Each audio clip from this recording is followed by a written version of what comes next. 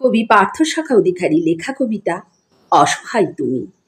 আমি বহু যন্ত্রণা সয়েছি, বিরুদ্ধ মন্ত্রণার জালে আটকেছি বারবার।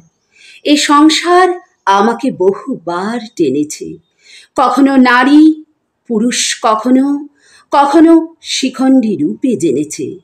নানা লাঞ্ছনা, বঞ্চনা, অসম্মান আমাকে ক্লান্ত করেছে।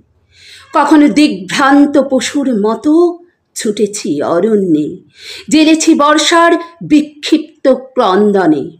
কখনো প্রতিবাদী হয়ে শহীদ স্মরণে মিছিলে নেমেছি। আত্মদানে অনেক হয়েছি, দেখেছি মানবতার করুণ পরিণতি জনতার ভিড়ে। দেখেছি আবিরে রক্তের দাগ। আমি পুরুষ নাকি নারী, নাকি নারী পুরুষের মিলিত সত্তার শিখণ্ডী আমি। জানেন অন্তর্যামী, এ শুধু জানি আমি। অবিচার, বলৎকার, খুনোখুনি মনুষ্যত্বহীনতার প্রকাশ।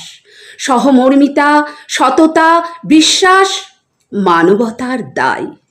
তবু হে মানুষ, তুমি অসহায়। নমস্কার।